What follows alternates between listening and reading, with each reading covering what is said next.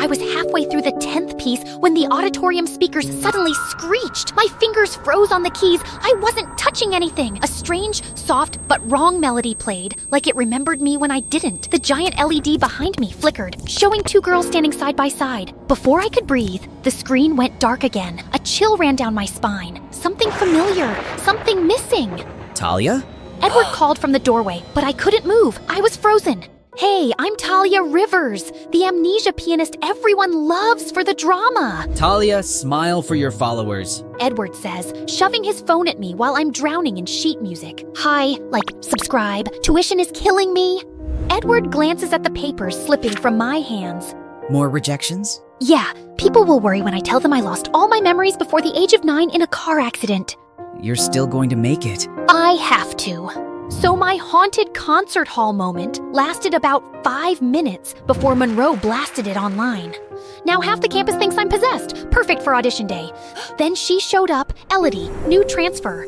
She sat down at the piano and played with perfect control, and the whole room instantly became comfortable. The double takes were instant, same face, same vibe. Even I felt weird. Edward watched from the back, frozen like he couldn't tell which one of us was the original. Grayson stood there, his gaze frozen, squinting for a second before hiding it. Competent. My turn. I steadied myself, pushed past the whispers, and played clean. When the final chord landed, I knew I'd nailed it. Miss Rivers, well done. I could feel him trying hard to act like this wasn't weird. After a day of dramatic testing, I pushed open the doors of the concert hall that afternoon. Just 30 minutes of peace. But no, the strange melody from the loudspeaker malfunction rang out again, but this time live. I followed the tune and saw Elodie playing the same song that had scared me earlier. My chest tightened. How does she know this? She glanced over, smiling as if she had been waiting to catch me. Monroe filmed through the half-open door, 2 identical faces in one shot. Great, more gossip. Still, I didn't budge. I wanted answers. Leaving the hall, my mind kept replaying it. The melody, Elodie, her stare. So instead of breathing like a normal human, I snuck into Alara's office. Just a quick peek. A keyed drawer hid a file from St. Mary's Hospital. My accident. My stomach dropped. That's when the door swung open. Talia! Alara's voice sounded off, and she hurried over and snatched the file from my hand. That's not something you should be reading.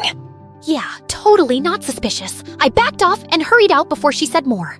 A few minutes later, I burst into the gym. Edward, I need your help. There's something in my past that's really wrong. Edward came with me to St. Mary so I wouldn't spiral on the bus. At the reception, a woman in her 40s looked up, then stared like she'd seen a ghost. Talia Rivers? I remember you. You were one of the twin girls brought in after the crash.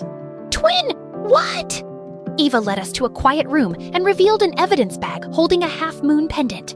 This was found with you. I held it, my hands trembling. When we stepped back into the hallway, we almost collided with Elodie. Her eyes dropped to the pendant, then to the matching half on her own necklace. We returned to school late in the afternoon, my head still reeling from Eva's words.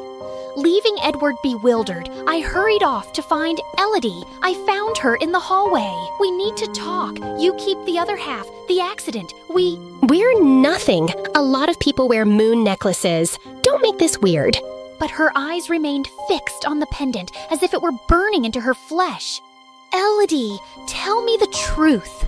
She stepped back, chin high, full Hawthorne attitude.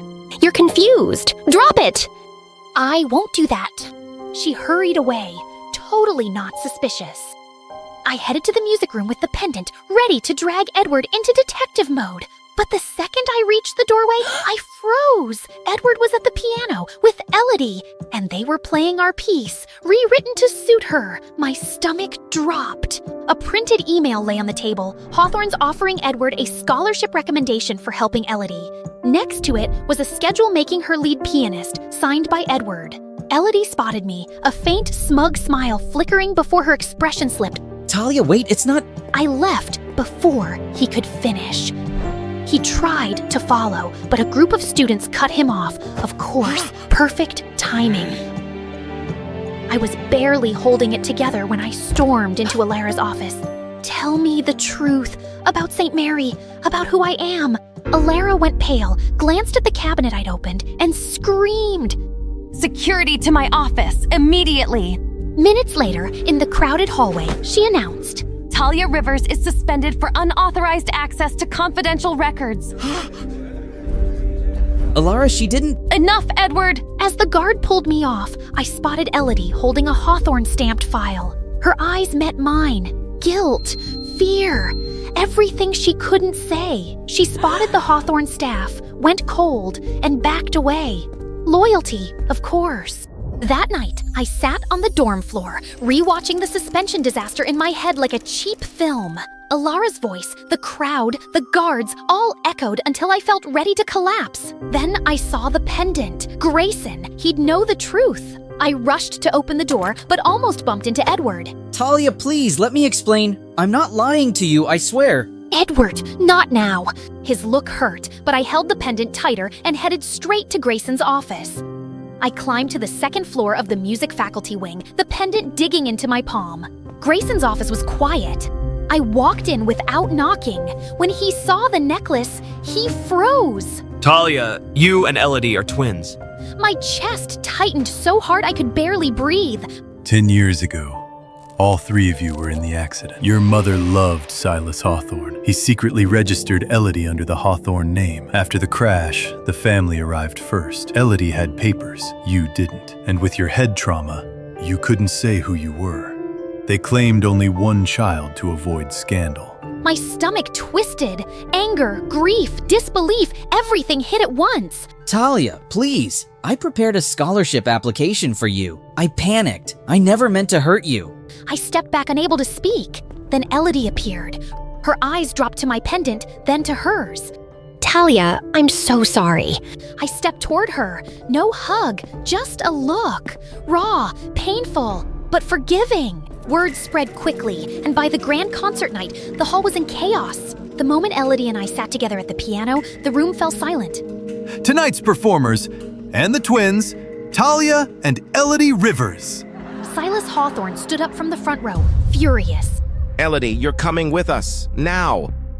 No, Father, I'm staying with my sister, and you won't hide us anymore. She was never meant to be part of this family. Why? Because I didn't have papers after the accident? Or because you only needed one daughter to keep your reputation clean? The students and professors stared at Silas. Silas turned away, humiliated, and the Hawthorne entourage followed him out. Alara bowed her head, finally admitting her lie. Ready? As I'll ever be. We played Reunion, four hands weaving one melody back together. When the final chord faded, I walked to Edward. He looked terrified until I smiled. There you are. Honestly, ending the semester with a twin who wants me in her life and the truth I fought for.